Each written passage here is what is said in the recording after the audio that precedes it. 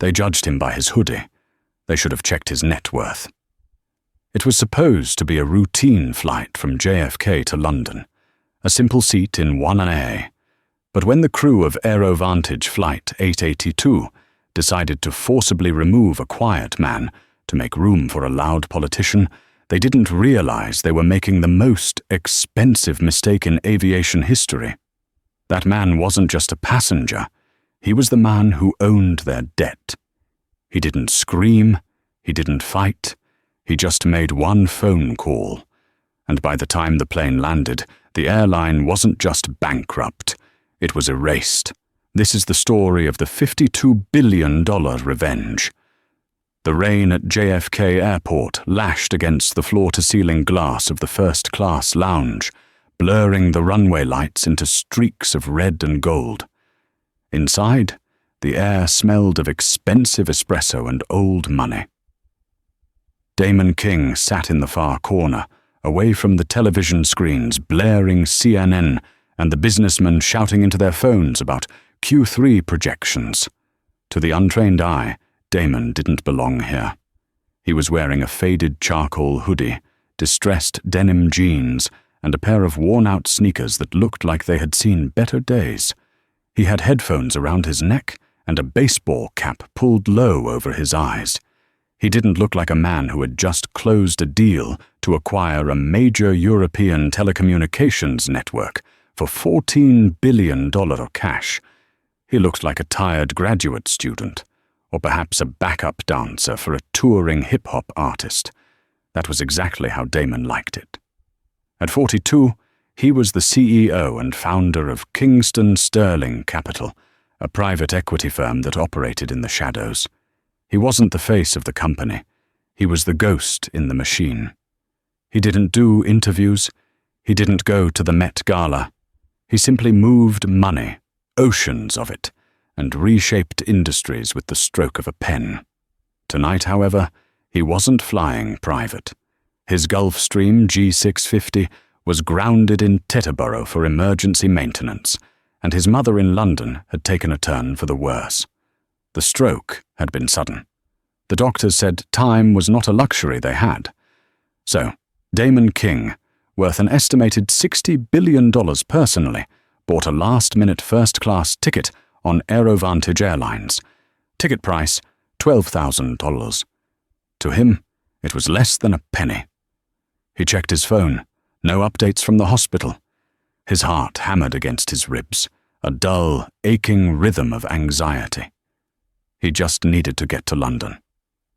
Zone 1 boarding, the intercom announced. Damon stood up, grabbing his battered leather duffel bag. It was a vintage piece, older than most of the staff working the gate, but it looked unassuming. As he approached the gate, he saw the gate agent, a woman whose name tag read Brenda. She was snapping gum and typing furiously, not looking up. Damon held out his boarding pass. Brenda glanced at the pass, then up at Damon. Her eyes did a quick, judgmental scan. Hoodie, sneakers, black man, messy beard. She frowned. "So this is the line for first class and Diamond Medallion members only," she said, her voice dripping with that specific kind of customer service politeness that is actually a veiled insult. "Economy boarding is in Zone 4. You need to wait." Damon didn't blink. He was used to this. "I know. I'm in seat 1A. Brenda let out a short, incredulous huff. She snatched the phone from his hand, expecting to see a fake screenshot. When the scanner beeped green, confirming his status, her face twitched. She didn't apologize. She just shoved the phone back at him. "Go ahead," she muttered, already looking past him to the man behind him, a white man in a bespoke suit. "Good evening, Mr. Sterling. So good to see you again." She beamed, her entire demeanor shifting. Damon walked down the jet bridge, the sting of the microaggression washing over him. He swallowed it down. "Just get to London," he told himself. "Mum is waiting." He boarded the plane. The first-class cabin on the AeroVantage 777 was luxurious, fitted with lie-flat pods and champagne service. Damon found 1A, He threw his bag in the overhead bin and sat down, immediately pulling his cap lower. He didn't want champagne. He didn't want hot nuts. He wanted sleep. A flight attendant named Todd walked by. Todd had perfect hair, a fake tan, and a smile that didn't reach his eyes. He was taking drink orders from the other passengers, laughing at their jokes, touching their arms. When he got to 1A, his smile vanished. "Sir, I need you to keep your elbows off the armrest until we're airborne," Todd said sharply. Damon looked around. The man in 1B had his shoes off and his feet on the bulkhead. "I'm just sitting here," Damon said, his voice deep and calm. "And I'm telling you the rules," Todd snapped. "Can I see your boarding pass again? The gate agent just checked it. And I'm checking it now. We have a lot of upgrades today. Just making sure everyone is where they're supposed to be." Upgrades, the code word for, "We don't think you paid for this," Damon sighed, pulling up the code on his phone again. Todd scanned it, his eyes narrowing, as if trying to find a flaw in the pixels.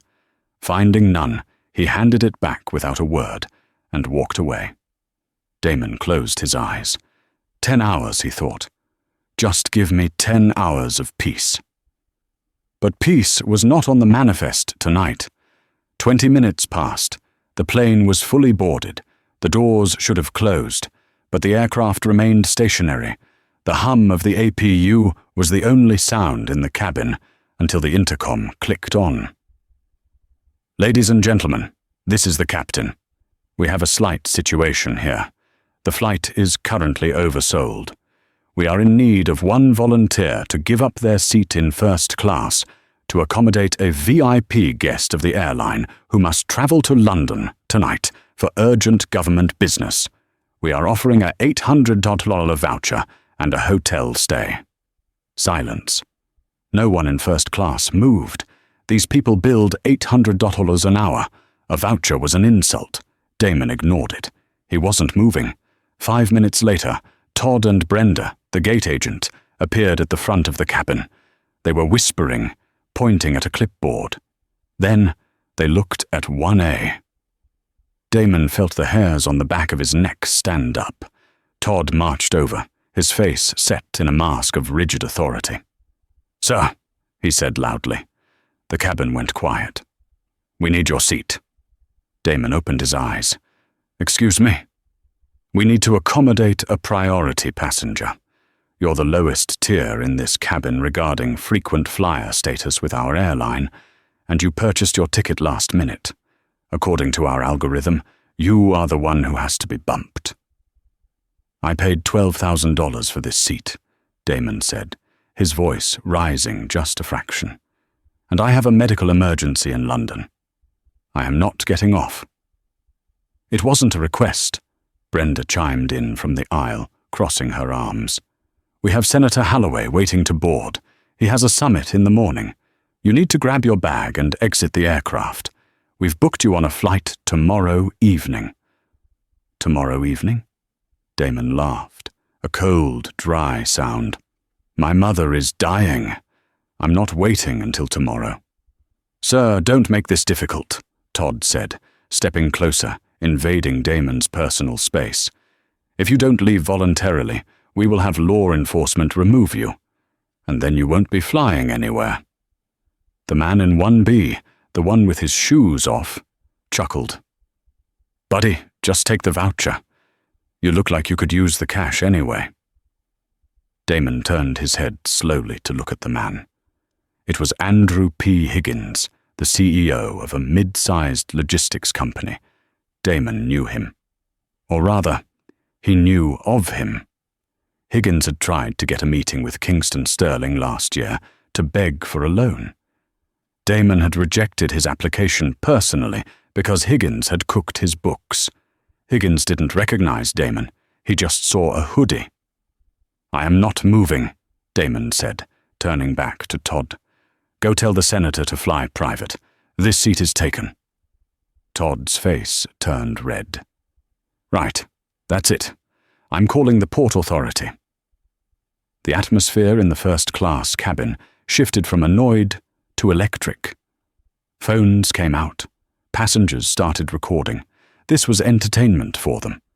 A thug getting kicked off to make room for a gentleman. Damon sat still. He texted his assistant, Selena. "Get me the name of the lead flight attendant and the gate agent. Aerovantage Flight 882. Now." Then he texted his CFO, Victor. "Prepare the war room. I'm about to be arrested." 3 minutes later, 2 officers from the Port Authority boarded the plane. One was heavy-set, looking bored. The other was younger, looking eager to use his handcuffs. "Is this the guy?" the older officer asked Todd. "Yes." "He's refusing a direct order from the flight crew. He's trespassing at this point," Todd said, smirking. The officer looked at Damon. "Sir, you need to get up. Now." "I bought a ticket," Damon said calmly, though his blood was boiling. "I have a right to be here. The airline has the right to refuse service. Now stand up, or I will drag you up." Damon looked at the officer. "Do you know who I am?" It was a cliché, the worst thing a rich person could say. The cabin erupted in laughter. "Oh, look at that!" Higgins shouted from 1B. "He thinks he's a celebrity. Who are you, Kanye West?" The officer grabbed Damon's arm. "I don't care who you are, pal. You're holding up the flight." Damon pulled his arm back. "Don't touch me." That was the trigger. The younger officer lunged. He grabbed Damon by the collar of his hoodie and yanked him forward. Damon stumbled, his knee hitting the metal frame of the seat pod. Pain shot up his leg. "Stop resisting!" the officer shouted, twisting Damon's arm behind his back with unnecessary force. "I'm not resisting," Damon gritted out, his face pressed against the leather seat. They hauled him up. His baseball cap fell off, revealing his face to the cabin. Nobody recognized him. Why would they? He was the man behind the curtain, not the one on the stage. As they dragged him down the aisle, Damon didn't struggle. He went limp, letting them expose their own brutality. Todd stood there with a smug look of victory. Brenda was already waving Senator Holloway, a pompous man with silver hair and a red tie, onto the plane. Senator Holloway didn't even look at Damon as he was dragged past. He just looked at the empty seat. "Finally," Holloway muttered. "Terrible service today." Damon was shoved roughly toward the exit door. His hoodie was torn at the shoulder. His wrist was bruised. At the door, the captain was standing there, looking concerned, but unwilling to intervene. He was a veteran pilot, Captain Miller. He looked Damon in the eye. Damon stopped the officers for a split second. He possessed a physical strength that surprised them, planting his feet firmly. He looked directly at Captain Miller. His eyes were cold, dead, and terrifyingly calm. "What is your employee number?" Damon asked. "Get moving," the officer shouted, shoving him. Damon didn't break eye contact. "You just let them drag your boss off the plane, Captain." "What?" Miller frowned. "I'm Damon King," he whispered, low enough so only the crew could hear. "And you have made a grave calculation error." Then the officers shoved him onto the jet bridge. The door slammed shut behind him.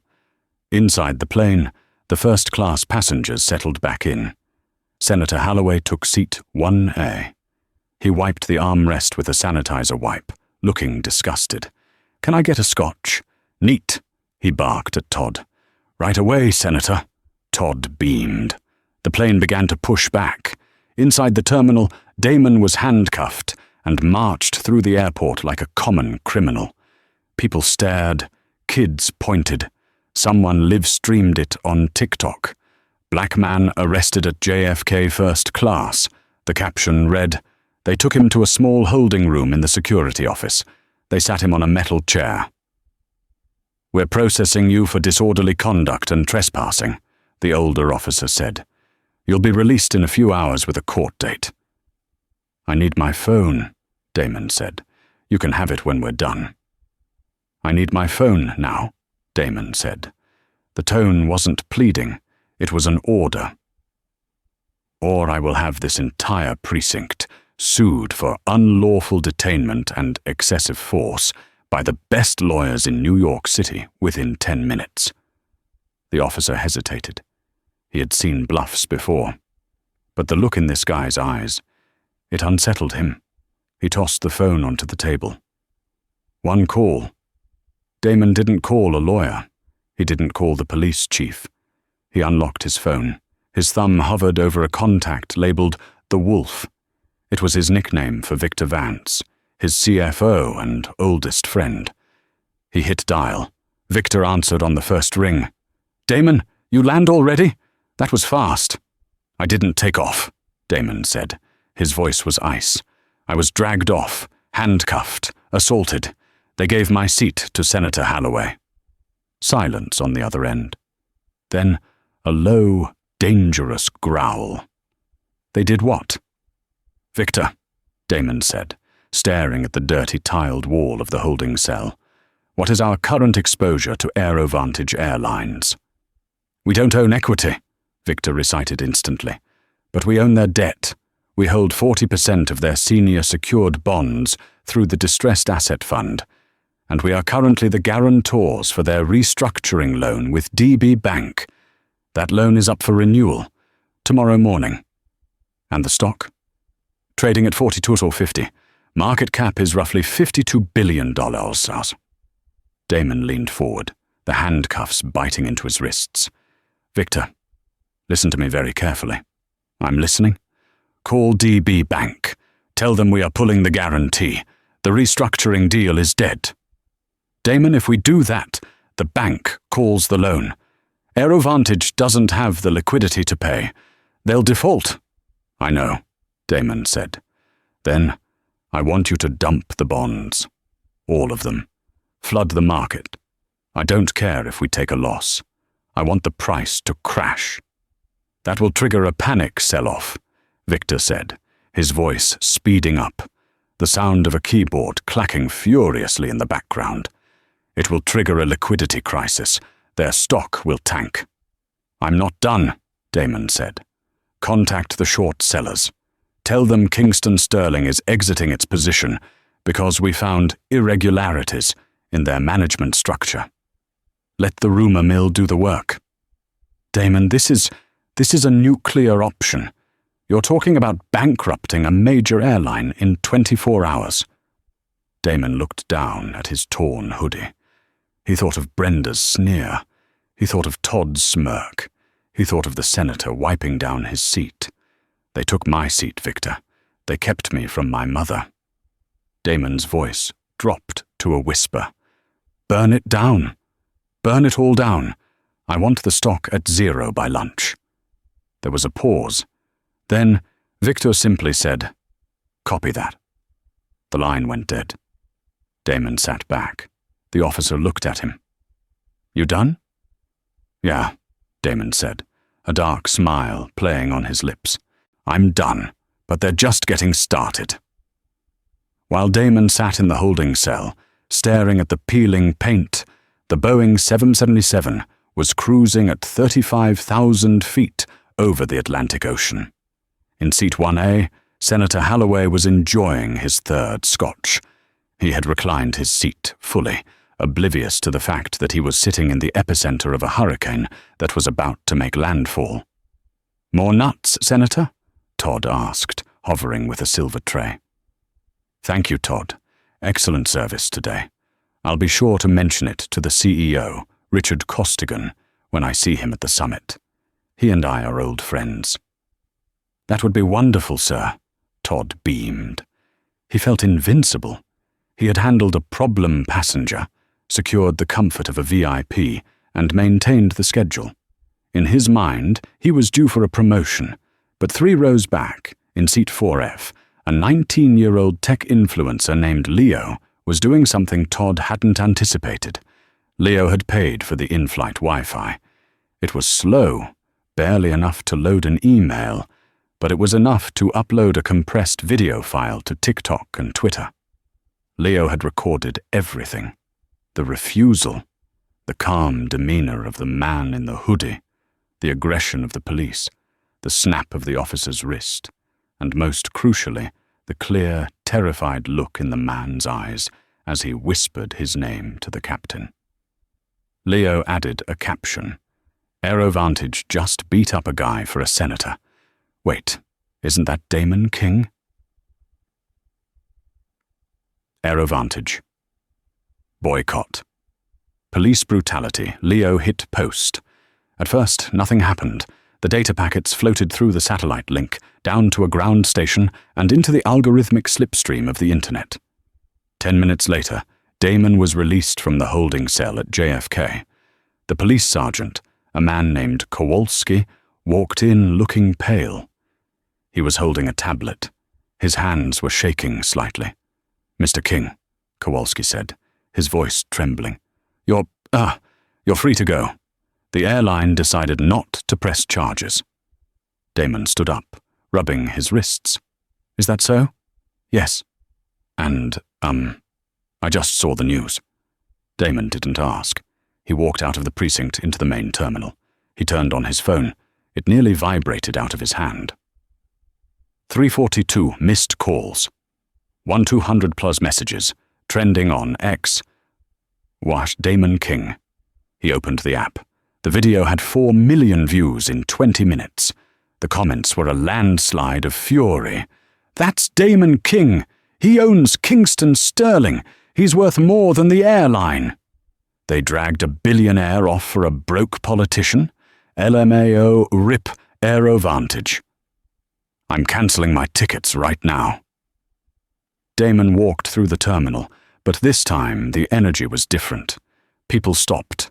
They pointed, but they didn't look at him with judgment anymore. They looked at him with awe and fear.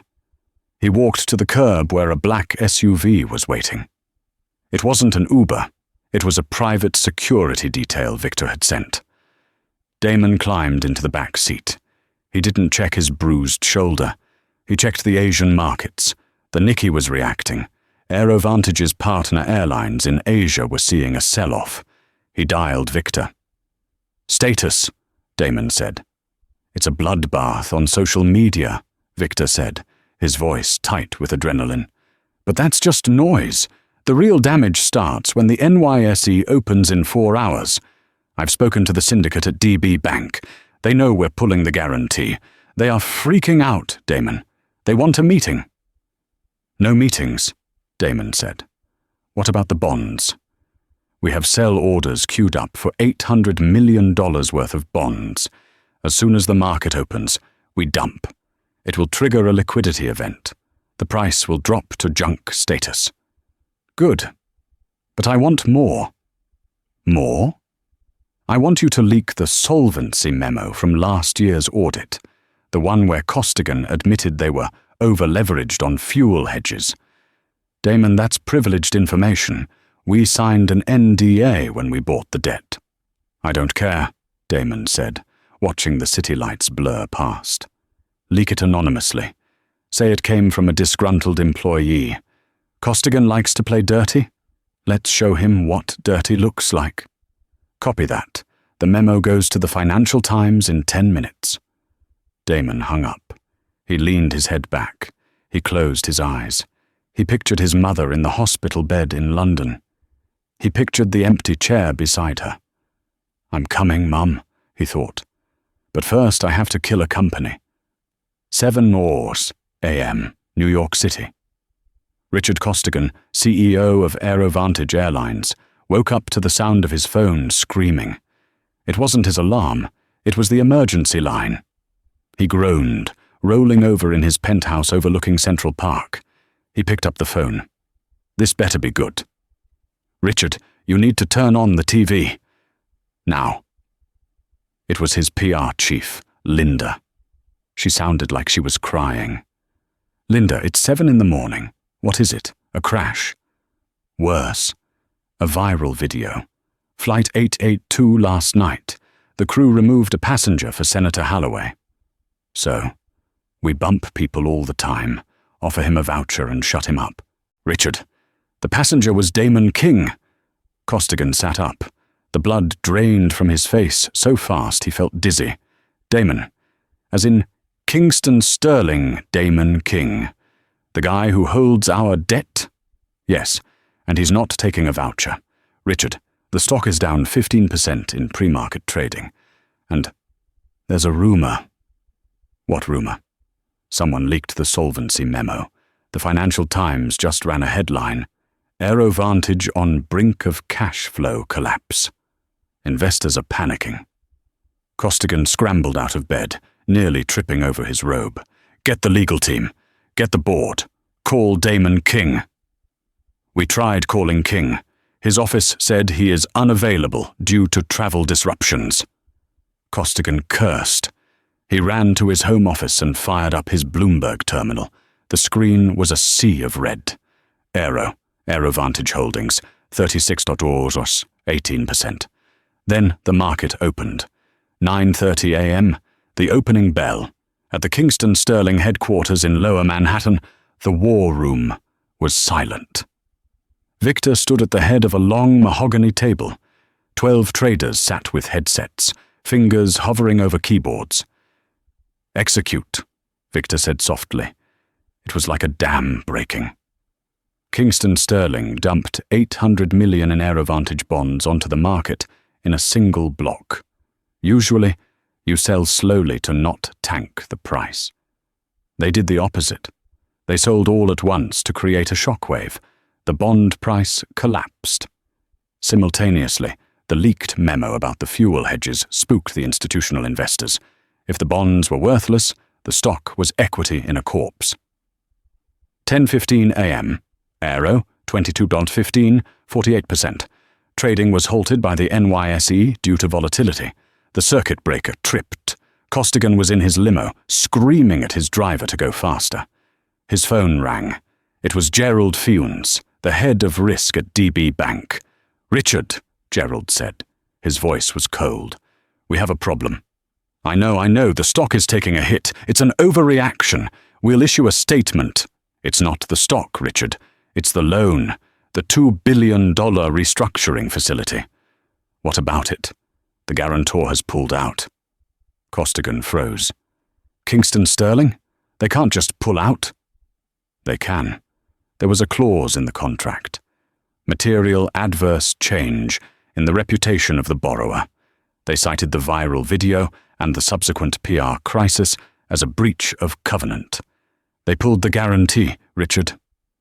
Okay, Costigan stammered, sweat pouring down his face. "So we find another guarantor. In this market, with your bonds trading at 30 cents on the dollar? No one is going to touch you.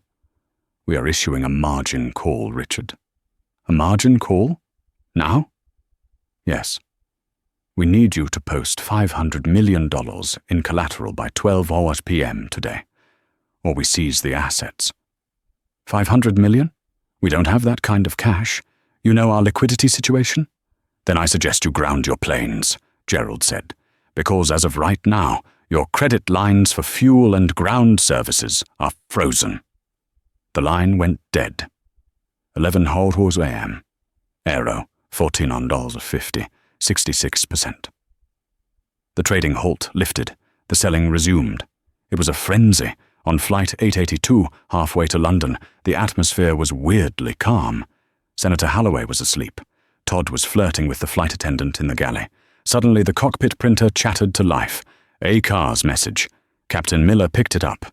He read it. He squinted and read it again. Priority, all aircraft. From OPS Control. Status, critical. MSG, company credit cards, suspended globally. Fuel payment declined at LHR. Divert to nearest affiliate hub, if fuel critical. Prepare for asset impound upon landing. Miller turned to his co-pilot, Dave. "Dave, did you pay the mortgage this month?" "Yeah, why?" "Because I think we just lost our jobs." Miller looked at the fuel gauge.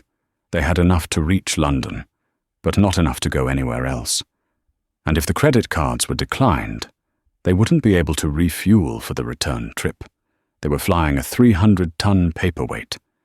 Miller thought back to the man in the hoodie. The intense eyes. "You have made a grave calculation error. Holy hell, Miller whispered. He actually did it. 12:15 p.m. Damon King was on a private jet now, a chartered Bombardier Global 7500 he had rented while in the car. He was cruising at Mach 0.9 toward London. He had Wi-Fi. He was watching CNBC on his iPad. The headline was in bold red, Aerovantage in freefall. Bankruptcy imminent. The reporter was standing outside the Aerovantage HQ. It is absolute chaos here. Shares have lost 75% of their value in 3 hours. We are hearing reports that DB Bank has frozen their accounts. There are rumors that flights are being grounded mid-route. Damon took a sip of water. He wasn't smiling. This wasn't fun. It was necessary surgery. His phone rang. It was an unknown number. He knew who it was. He answered. "King, you son of a bitch!" It was Richard Costigan. He sounded hysterical. "Hello, Richard," Damon said calmly. "You're destroying my company. Do you have any idea what you're doing? You're wiping out pensions. You're ruining lives." "I'm ruining your life, Richard. The employees will be fine. The assets will be bought by Delta or United in bankruptcy court. The unions will survive. But you? You're finished." "Why?" Costigan screamed. "Because of one seat? I would have given you the whole plane if I knew." "But you didn't know," Damon said, "and you didn't care. You built a culture where a senator's comfort was worth more than a citizen's dignity. You hired people like Todd and Brenda who thought they could bully someone because of how they looked. You are the CEO. The rot starts at the head." "I'll sue you. I'll sue you for market manipulation." "No, you won't. I played by the rules. I sold my own property. I exercised my contractual rights. It's just business, Richard." Damon paused. "By the way, I hear your fuel credit has been cut. I hope you have enough cash in your wallet to fill up flight 1882 when it lands. I'd hate for the senator to be stuck on the tarmac." Damon hung up. He looked out the window. The clouds were white and fluffy. Below him, the world was burning. But up here, everything was quiet. He checked the time. He would land in London in 2 hours. He prayed his mother was still holding on.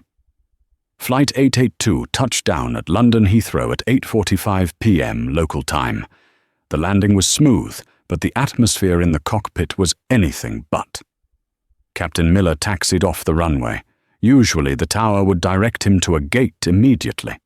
Instead, the radio crackled with a tone he had never heard from ATC before. Pity. "Aerovantage 882 Tower, we have a situation. Heathrow Ground Operations has refused your request for a gate." Miller pressed the transmit button.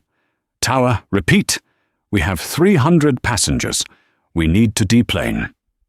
"Negative, 882. The airport authority has placed a lien on all Aerovantage assets effective 10 minutes ago. Your company hasn't paid the landing fees for the last quarter. The ground handling company, Swissport, has also issued a stop work order due to non-payment. No tugs, no stairs, no jet bridges. You are instructed to hold on taxiway Bravo. Do not approach the terminal." Miller slumped in his seat. They were pariahs, a flying colony of debt. He turned on the PA system. His voice was heavy. "Ladies and gentlemen, this is the captain. We have landed in London. However, we have been denied access to the terminal due to administrative issues with the airline. We are currently stuck on the tarmac. Please remain seated." "In first class," Senator Holloway snapped. "Administrative issues?" He unbuckled his seatbelt and stood up. "I have a summit dinner in an hour. Todd, get the door open." Todd was pale. He had turned on his phone the moment they landed. His notifications were a graveyard of career hopes. LinkedIn, Aerovantage Files for Emergency, Chapter 11. Email, Notice of Termination, all flight crew. Text from Mum. "Todd, are you okay? I saw the video. Why did you kick that man off?" Todd looked at the senator. The veneer of customer service finally cracked. "Sit down," Todd said, his voice trembling not with politeness, but with rage. "We aren't going anywhere." "Excuse me?" Holloway's face turned purple. "I am a United States Senator." "And I'm unemployed," Todd shouted back, shocking the cabin. "Look at the news, you idiot! The airline is gone. It's over." The passengers frantically refreshed their phones. Gasps rippled through the cabin. The video of Damon King being dragged off was playing on half the screens. Then the headlines, "Kingston Sterling crushes Aero Vantage." Holloway pulled up the news. He saw the face of the man he had replaced. The man in the hoodie. Damon King. Net worth, $60 billion. Holloway dropped his phone. He realized with a sinking horror that he wasn't just on a delayed flight. He was trapped in a metal tube that had become the laughingstock of the world, and he was the villain of the story. Outside, it began to rain. For 3 hours, the plane sat on the tarmac. The air conditioning began to fail as the APU ran low on fuel. The toilet stopped flushing. The smell of stale champagne and anxiety filled the first-class cabin. Damon King was already in London. His Bombardier Global 7500 had landed at Luton Airport, a smaller airfield north of the city, where billionaires land to avoid the chaos of Heathrow. His car was waiting on the tarmac. He didn't check the stock price. He didn't check the news. He told the driver one word: St. Thomas's Hospital. The drive was a blur of wet pavement and streetlights. Damon's phone buzzed. It was Victor. "We did it," Victor said. "The board just resigned. They are begging for a debtor-in-possession loan just to keep the lights on. The stock is at $1.20. It's a penny stock, Damon." "Did the flight land?" Damon asked, staring out at the Thames River. "It landed, but they're impounded on the tarmac. They can't pay the gate fees. Holloway is tweeting for help, but nobody is replying. He's radioactive." "Good," Damon said. "Let them sit there." "Damon, where are you?" "I'm at the hospital. I'm going offline, Victor. Handle the press." Damon hung up. The car pulled up to the emergency entrance. He didn't run like a CEO. He ran like a son. He sprinted through the corridors, ignoring the nurses who tried to stop him, until he found the ICU. There she was. Martha King looked small in the bed, surrounded by beeping machines. She was the woman who had cleaned houses for 30 years, so Damon could go to Wharton. She was the one who taught him that dignity wasn't about what you wore, but how you carried yourself. Damon walked to the bedside. He took her hand. It was frail and cold. "I'm here, Mum," he whispered, his voice breaking. "I made it." Her eyes fluttered open. She was weak, barely there. She squeezed his hand. "Damon," she rasped. "You're late." He chuckled through his tears. "I had a little trouble with the flight. I'm sorry." "Did you fix it?" she asked. She knew him. She knew her son didn't just accept trouble. Damon kissed her hand. "Yeah, Mom, I fixed it. Nobody is going to treat us like that again." She smiled, closing her eyes. Her breathing stabilized. The doctors said the next few hours were critical, but his presence seemed to calm her. Her heart rate lowered. She slept. Damon sat in the plastic chair next to her bed, still wearing the torn hoodie. He didn't move for the entire night. Meanwhile, at Heathrow, the humiliation of Senator Holloway reached its peak. The airport finally sent a portable staircase to the plane, not out of kindness, but because the fire department declared the stuffy cabin a health hazard. As the passengers disembarked onto the wet tarmac, a fleet of news vans was waiting at the perimeter fence. They weren't there for the airline. They were there for the senator. Holloway walked down the stairs, trying to shield his face with a briefcase. But the cameras caught him. The flashes were blinding. "Senator! Senator! Did you know the man you displaced was Damon King? Senator, do you have a comment on the bankruptcy? Senator, why did you take the seat? Holloway shoved past them, looking for a limo that wasn't there. His aide had cancelled it.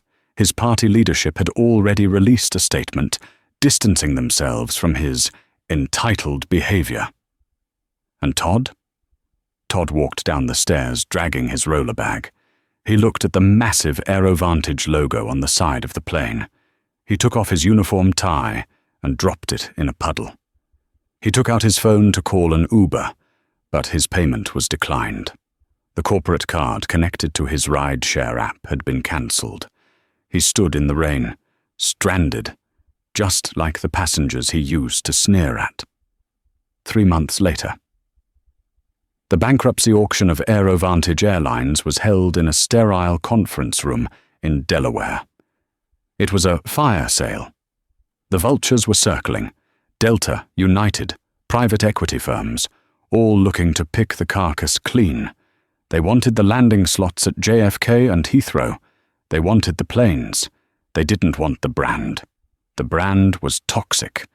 The auctioneer, a brisk man with a gavel, stood at the podium.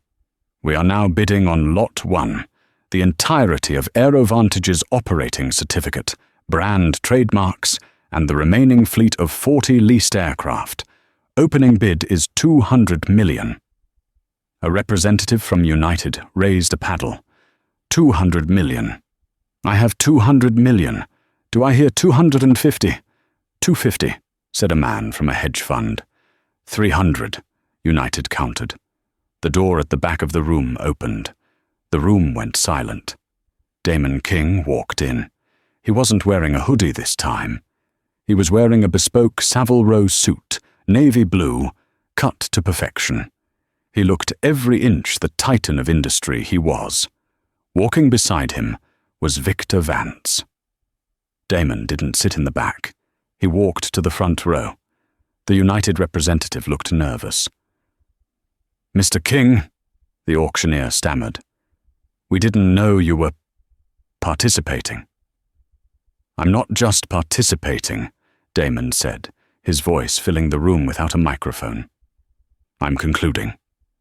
He turned to look at the room. This airline failed because it forgot who it served, Damon said. It thought it was in the business of transporting elites. It forgot it was in the business of transporting people. I am buying it. Not to strip it, but to fix it. He looked at the auctioneer. $2 billion, Damon said. The room gasped. The assets weren't worth $2 billion. It was a massive overbid. It was a shut-up-and-go-home number. Sir, the bid is $2 billion, the auctioneer said, sweating. Any other bids? The United rep put his paddle down. The hedge fund guy shook his head. You don't fight Damon King when he's on a crusade. Going once, going twice. Sold to Kingston Sterling Capital. The gavel banged. Damon stood up. He walked over to a man sitting in the corner, Richard Costigan. The former CEO looked 10 years older. He was there merely as a consultant for the bankruptcy court. Richard, Damon said. Costigan looked up, defeat etched into his lines. You won, Damon. You destroyed it, and now you bought it. Are you happy? Not yet, Damon said. I have some rehiring to do. 1 week later. The AeroVantage headquarters was buzzing with confusion. The staff didn't know if they were being fired or retained. Damon called an all-hands meeting in the main hangar. Thousands of employees gathered. Pilots, mechanics, gate agents. They were terrified. Damon stood on a platform in front of a Boeing 777. My name is Damon King, he began, and I am your new CEO. Silence. For a long time, this company rewarded the wrong things. You were told to prioritize profits over people. You were told to judge customers by their clothes. That ends today. He gestured to the screen behind him. A new logo appeared. It wasn't AeroVantage. King Airways. Motto, every seat is first class. We are rebranding, we are retraining, and we are restructuring. Damon looked into the crowd. He spotted someone. "Is Brenda here?" he asked into the microphone. Brenda, the gate agent from JFK, froze. She was standing near the back. She slowly raised her hand. "Brenda," Damon said, "you judged me by my hoodie. You thought I wasn't worth your time. You are fired. Please leave the hangar." The crowd murmured. It was harsh, but it was just. "And Todd?" Damon asked. Todd wasn't there. He hadn't been seen since London. "However," Damon continued, "I am looking for Captain Miller." Miller stepped forward, looking like he was walking to the gallows. He took off his hat. "Captain," Damon said, "you were the only one who looked me in the eye with respect, even when you were confused. You tried to de-escalate. You are now the chief pilot of the fleet, and every employee who stays with us gets a 15% raise and equity in the new company. We are going to build the best airline in the world." The hangar erupted. Cheers echoed off the aluminum walls. Mechanics threw their caps in the air. Damon walked off the stage. Victor was waiting for him. "You overpaid," Victor said, smiling. "I didn't pay for the planes, Victor," Damon said, looking at the cheering crowd. "I paid for the lesson." Senator Holloway lost his re-election bid 3 months later. The AeroVantage incident was the primary attack ad used against him. He was last seen consulting for a tobacco lobbyist group, a shadow of his former power. Todd moved back to Ohio. He works at a rental car counter now. Every time a customer walks up, he flinches, afraid it might be someone he once looked down on. And Damon? He still flies commercial. He still wears a hoodie. 6 months after the takeover, he was flying King Airways from London to New York. He sat in seat 1A. A young man boarded, looking flustered. He was holding an economy ticket, but the flight was oversold in the back. The flight attendant, a new hire trained under the new philosophy, looked at the young man. "Sir, we're full in the back," she said. Damon looked up. He saw the panic in the kid's eyes. Damon stood up. "Take my seat," Damon said. "But you're the CEO," the kid stammered. "I know," Damon smiled, grabbing his battered duffel bag. "That means I can sit wherever I want. I'll take the jump seat in the cockpit." He walked past the kid, patted him on the shoulder, and headed for the flight deck. As he walked down the aisle, nobody laughed. Nobody judged. They just watched the man in the hoodie. The man who proved that the most expensive thing you can lose isn't money. It's your humanity. The immediate fallout of the AeroVantage acquisition was violent and swift, but the true reshaping of the industry and the lives of the men who had wronged Damon King took months to fully materialize. This wasn't just a business transaction, it was a cultural exorcism. 6 months after the buyout, Washington, D.C. was forced to act. The public outcry over the AeroVantage incident had become a bipartisan issue that no politician could ignore.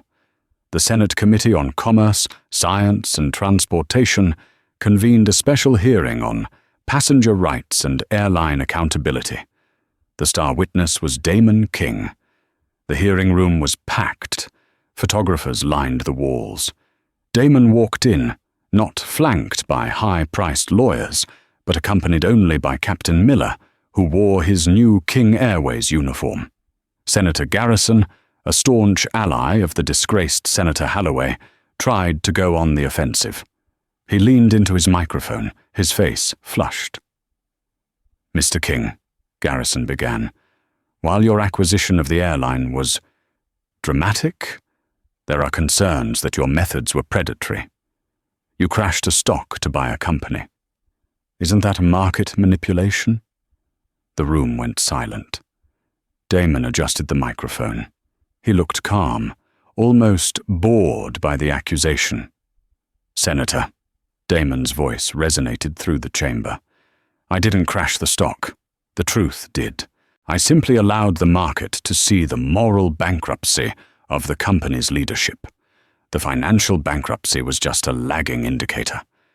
He then reached into a bag and pulled out the grey hoodie he had worn that night. It was still torn at the shoulder where the officer had grabbed him. He laid it on the witness table. "This is what your colleague, Senator Holloway, judged me by," Damon said, pointing to the fabric. "He saw a hoodie and assumed I was disposable. He didn't see a citizen. He didn't see a human being. He saw an obstacle to his comfort." Damon looked directly at the cameras. "If a man worth $60 billion can be dragged off a plane like a sack of garbage because a politician wants a drink, imagine what happens to the single mother in row 30. I bought the airline to ensure that never happens again." The clip of that speech went viral instantly. 2 weeks later, Congress passed the Fair Skies Act, which the media immediately dubbed the King Rule. The law was groundbreaking. It became a federal offense to involuntarily deplane a seated passenger for anything other than a direct security threat. Overbooking was heavily regulated. The era of the bump was over.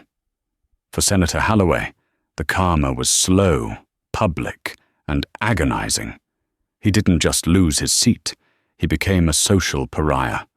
During his re-election campaign, he tried to hold a fundraiser in his home state. He booked a ballroom at a prestigious hotel. But when he arrived, he found the entrance blocked by protesters wearing grey hoodies. The local news was there. But the final nail in the coffin came from his own donors. Holloway was scheduled to fly to a crucial gala in Los Angeles. He arrived at Dulles Airport, expecting to be ushered through a private VIP entrance.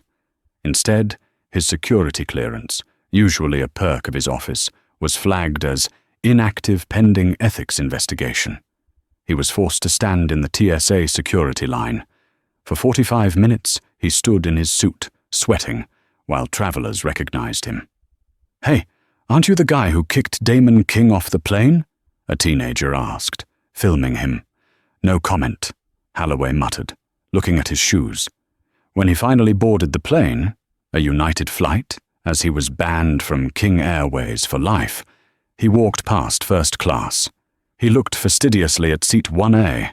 It was empty. He tried to sit in it. "Excuse me, sir," a flight attendant said sharply. "That seat is not for you. You're in 34B, middle seat, back of the bus." Holloway sat in 34B, sandwiched between two large men. He lost the election by a landslide, 70-30 margin. 3 months later, the Department of Justice indicted him for wire fraud connected to the AeroVantage kickbacks. He is currently awaiting trial, his assets frozen, his legacy reduced to a cautionary tale. Richard Costigan fared no better. After the buyout, he expected a golden parachute, a severance package worth $15 million. Damon King blocked it. Using the cause clause in Costigan's contract, Kingston Sterling lawyers argued that Costigan's negligence and gross mismanagement constituted a breach of duty. The court agreed. Costigan got zero. Desperate for cash, Costigan tried to re-enter the corporate world. He applied for board positions at other logistics companies. He reached out to headhunters. One headhunter, an old friend, finally gave it to him straight over a lunch in Manhattan. "Richard, nobody is going to touch you," the friend said, sipping his water. "You're radioactive. You're the guy who lost $52 billion in a day because you wouldn't apologize. You're a liability." Costigan was forced to sell his penthouse overlooking Central Park. He sold his Hamptons estate. He moved to a modest condo in Boca Raton. He spent his days on LinkedIn, posting long, bitter articles about cancel culture that receive no engagement. While the villains fell, the airline soared. Damon King didn't just rebrand, he rebuilt the company's soul. He instituted a profit-sharing model where 20% of the airline's annual profits were distributed among the staff, baggage handlers, pilots, and cleaners alike. The culture shifted overnight. Employees who used to dread coming to work now felt like partners. Captain Miller, now the VP of Flight Operations, implemented a new training program called Dignity First. It taught crews de-escalation tactics and empowered them to overrule ground staff if a passenger was being mistreated. The business world watched in shock as King Airways, ticker King, posted record profits in Q4. It turned out that treating people with respect was a competitive advantage. Travelers went out of their way to book King Airways. The grey hoodie became a symbol of the brand, painted on the tail of every aircraft, a reminder of where they came from. 1 year later, Damon King sat in the waiting room of St. Thomas's Hospital in London. But this time, he wasn't there for an emergency. He was there to pick up his mother. Martha King walked out, looking healthy and vibrant. The stroke rehabilitation had been successful. She was walking without a cane. "Ready to go home, Mum?" Damon asked, standing up. "I am," she smiled.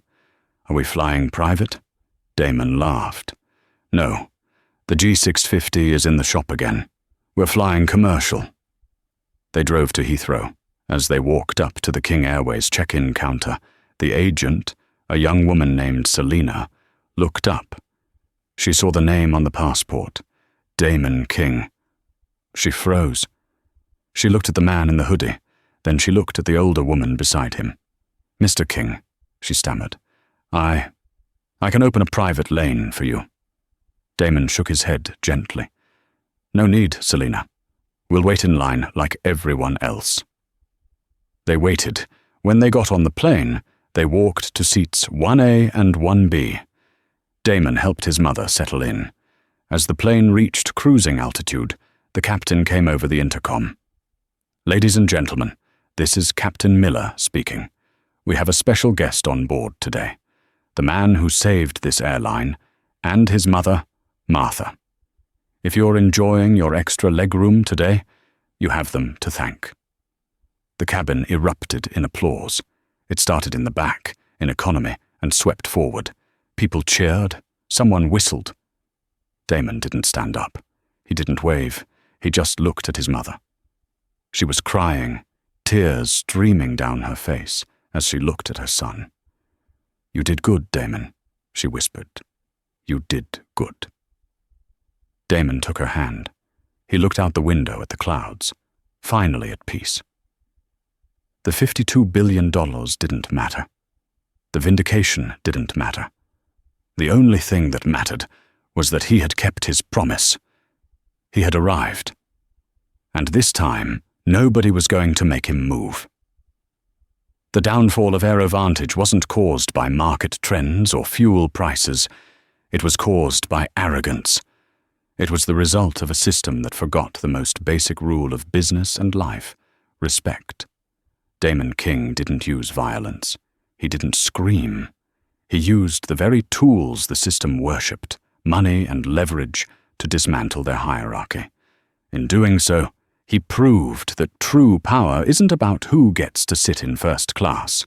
True power is the ability to stand up for your dignity, even when the world tries to drag you out the door.